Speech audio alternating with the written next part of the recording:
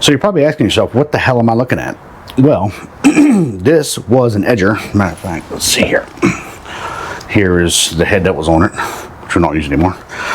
What we're going to do, or finish doing, is make a gas-powered jump start box slash power inverter slash 12-volt station. Sure. Anyway, so this is what we've done so far, just to recap, because I'm probably not going to use the other intro, because I feel like you guys probably want more step-by-step in detail of how this works.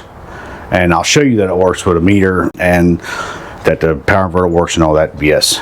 And this is going to be cheap. This is a Predator motor, came from Harbor Freight. It's a 80cc or 79cc. I bought it a year or so ago because I had the edger on, and I don't edge that much. I don't really care. But I do revivals and stuff, and here's my problem with jump packs. They go dead, right? I mean, this runs out of gas, obviously, but jump packs go dead, and they don't put out the current that this alternator will.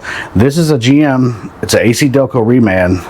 Now, I don't know if this alternator works. I got it from a buddy of mine's place. It was actually seized up on an old plow truck. However, like I said, it's a Delco reman. It's a 3-wire setup, one hot. What this basically is a trigger wire. Okay, it sends 12 volts to the field to energize it, because otherwise it'll free spin and you're not going to charge anything. And then you have a ground that goes onto it. So pretty simple. All I did was take I think this was a small block Chevrolet bracket from anything. You can make this with whatever you want. I mounted on the bottom of this bracket that held the head on. It's not going anywhere. I am going to change this pulley before anybody says anything, because obviously that's serpentine and that's not. I was just doing it for fitment issues.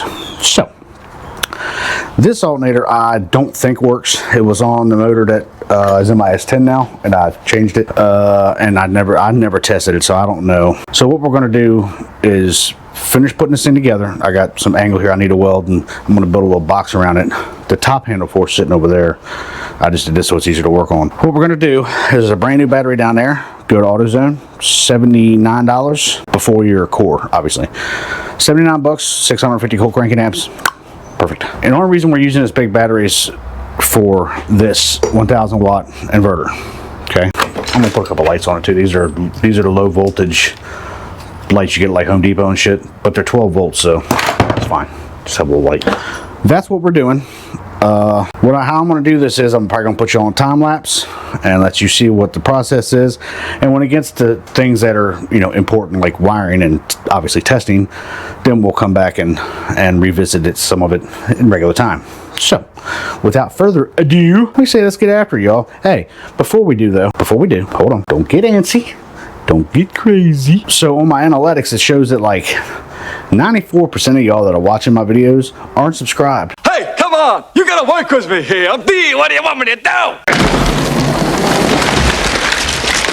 Hit that little subscribe button. No problem. Don't cost you a dime. Don't cost you nothing. Just 2 seconds here, or maybe 3. Maybe 5 seconds. Maybe 5 seconds of your time. But look at the information you're getting, and plus the bullshit on the other side. So anyway, let me set you up. Let's get to it. How about it?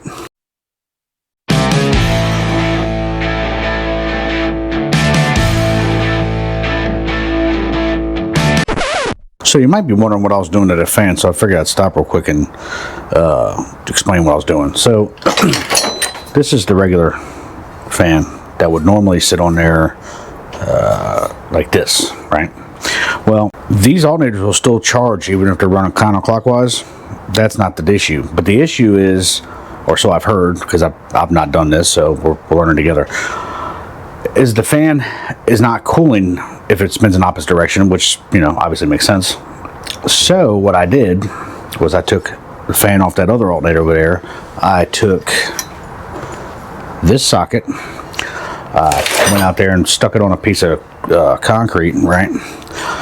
But it's got to be flat though. You got to put it on something real flat and just put that socket on there and smash it, knock it back down to where it was actually beveled back the other way. So what I had to do was, after I flattened the face of it out, put it back on, but I had to twist some of the blades over so that way as it's turning, it's going to pull air back into the alternator and not let it overheat. The other thing that I did was cut the back of the blades. That way it stays pretty clear of that belt. I mean, it's got some pretty tight clearances across there, but it ain't going nowhere. You know what I mean? We're good. I ain't stressing. The other thing I wanted to say real quick too, just to give a little bit of explanation, if this alternator were to be wired to where it was, you know, constantly making current, you'd never start this damn thing, because it's going to pull, you know, it's going to give it a right good pull, and you'll hear it when we start it. So that way, when I run it through all that, it'll have an on off switch to when it generates and doesn't generate power, because like I said, you don't want to generate power trying to start this thing. You might get it running, I don't know, I could be totally wrong, but I know. Take for instance like in your car, right? And like you turn your lights on, turn all your headlights on, and your blower motor on at the same time, you hear the car drag down a little bit, right? Well, that's because it's putting that much more strain on the alternator as it's recharging the battery. So, and that's, you know, a car. So that's the whole reason behind that. The only thing I have an issue with, and I didn't realize it until like just now, is this bracket is interfering with this dipstick for the oil. So there's a hole on the other side, but it's capped off. I don't know why. Most of them have it on both sides and not this one. So I don't know what I'm gonna do about that just yet. I haven't thought about it. I think it's, I don't remember when I put oil in this thing, I don't remember if it's a dipstick or it's just if it's just a plug, it'll probably come out and it'll be okay. I can stick a funnel down there, no problem. But anyway, let's get back to it.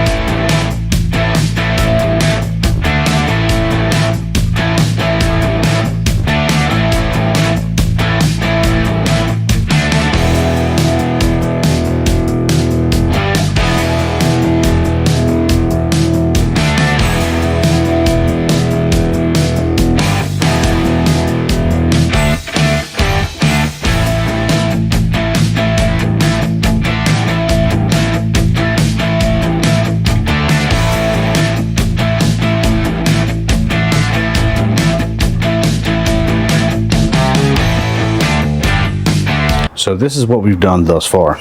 This is just kind of sitting in there for the moment. It's crooked, I know, I get it. Built this little cage for the battery to sit in. Mounted the power inverter, it's 1000 watt. I could start this thing theoretically and, you know, just see if it would charge the battery, but I'll just wait until tomorrow and go pick up the pieces I need. So this will be wired hot all the time. This is the ground, we'll go over there. It's the hot charge line, so that'll go there. This line here will go to a switch. So anyway, that's where we are for right now. It's dark. I've been at it all day out here with this rig. I know I haven't filmed a lot of it, but when it gets down to the point where shit's gonna get a little technical, I'll film more of it. So no worries on that. So that's where we're at so far. It was an edger, now it's a whatever the hell you want to call that. Belts changed, did the thing with the fan, made that box, mounted that. So yeah, pretty cool. Hopefully it works. Hopefully it alternator charges, because it's gonna suck ass if it don't. So yeah, I will see y'all in the morning. Well, actually you'll see me just in the next frame. So yeah, let's go to the next frame. It's the next day. We got some stuff from O'Reilly's. We got a master cutoff switch. That'll be for the jumper cables. Got a voltage gauge because the other one doesn't work, and lugs for the for that. So let's get this thing put together. Oh, while I was at O'Reilly's, I seen a fellow Street Racing Channel fan. Shout out to that dude. So yeah, let's get it together. I'm gonna throw you on time lapse just to wrap this thing up, and I'll bring it back and explain the wiring, and hopefully it works, because like I said, we don't know what this alternator is going to do. That's going to suck. Oh well, let's get to it.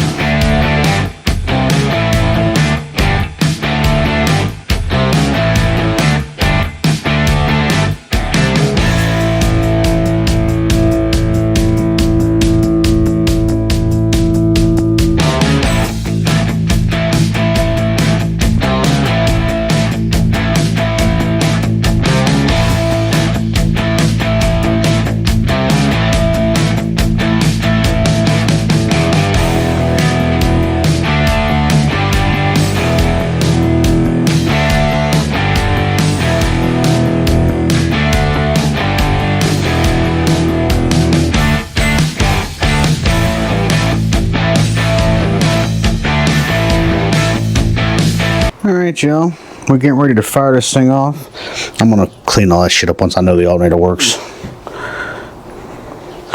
But I will say that I've not started it yet, so I don't know if the alternator works or not. But we got power on the inverter. This is the switch that'll turn, you know, give the field energy for the alternator, and it's also wired into that. This is for the jumper cables, which I have connected to my meter. So I'll show you that. So that's just hitting the switch, you know, right there. That's that. Like my little goofy bracket, looks like shit. I'm gonna clean all that wiring up. Like I said, as long as this thing works, we'll be good to go. So what I'm gonna do is set you up on the tripod. Gotta put some gas in this thing because I don't even know last time I even had that thing running. And fingers crossed, out it works. So, all right, y'all. We have been riding the struggle bus a little bit. To be totally honest, I did fire it up a couple hours ago, and that other alternator, well, the alternator that was on here that y'all saw, it was junk. It wouldn't do nothing. Tested, did a bunch of different stuff to it, took the brushes apart. I think the regulator is bad. So I started testing the other one that I had on the bench that you saw earlier in the video. It works. Now I haven't started this, put it all together yet, so about to see how that goes. All right, let's hope this works. I also got a drill plugged into this inverter. Now that's a pretty hefty drill, and it's going to pull a lot of power, so I don't know how that's going to react. I guess we're going to find it out. So, without further ado, let's turn on the juice and see what shakes loose. How about it? Start.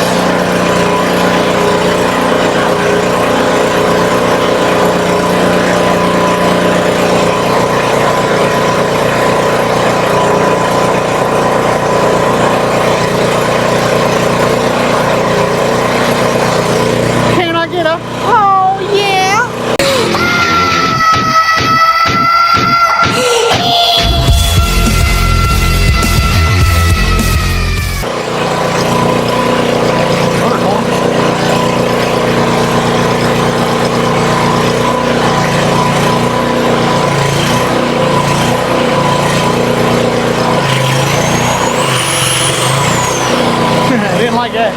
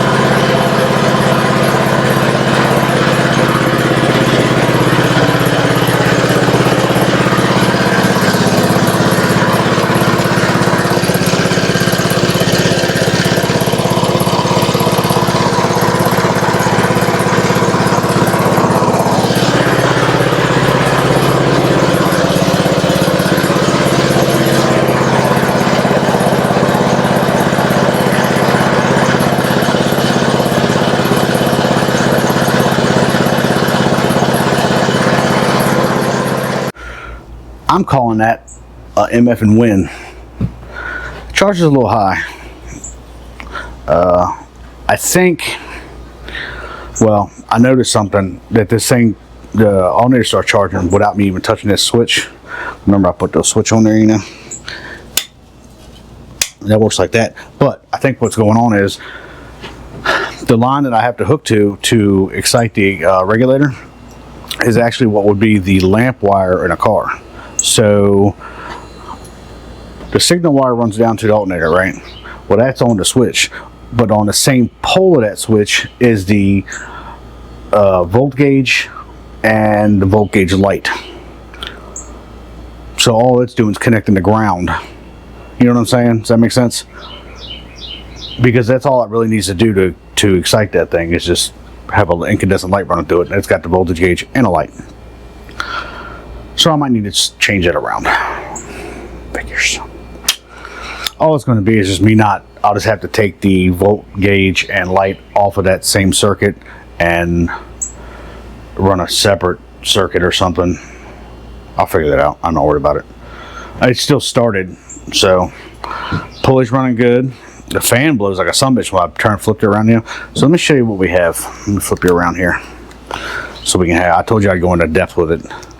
So with this alternator, I think it's a 10SI. I think it's what it is. So I wish I had one upside down. I'd show you. I could put up a diagram of how this alternator is wired, so you know. But basically, on one side, you got two poles under here, right? One is going to loop back around to your positive side, which goes to your battery, okay? And then your other line will come on to its post 1. I think it's terminal 2 goes to the battery post and terminal 1 goes to the switch, but I'll put a diagram up just to be sure. So anyway, and then you got your grounded to case, which goes straight to the battery, right? You got your positive going to the battery. You got your light wire or switch wire going up here to the switch.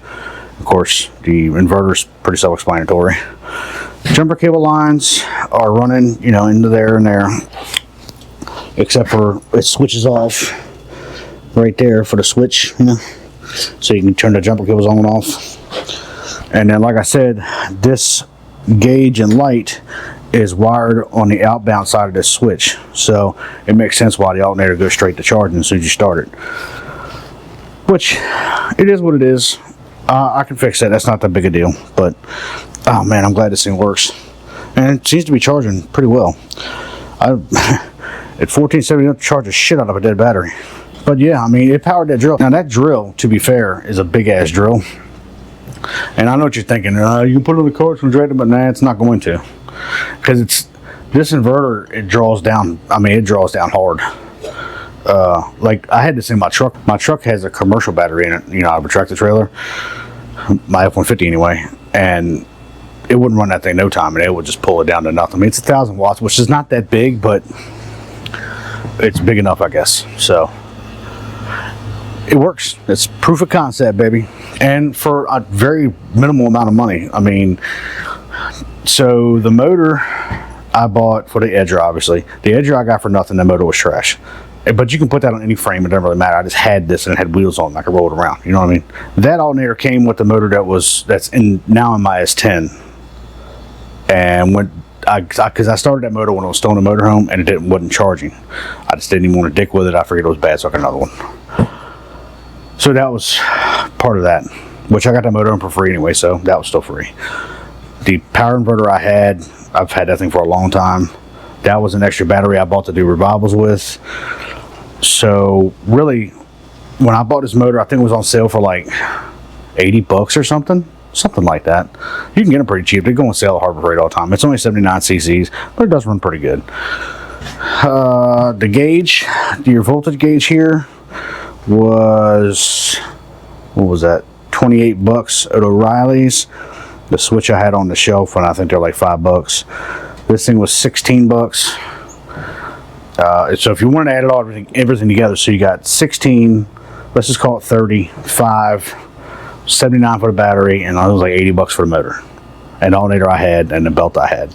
So it's kind of a DIY. You know how I like to do budget stuff, and I don't, you know, well, first of all, I don't have any money to spend, but there's a lot of us out there that are broke, and we got to do what we got to do to make do.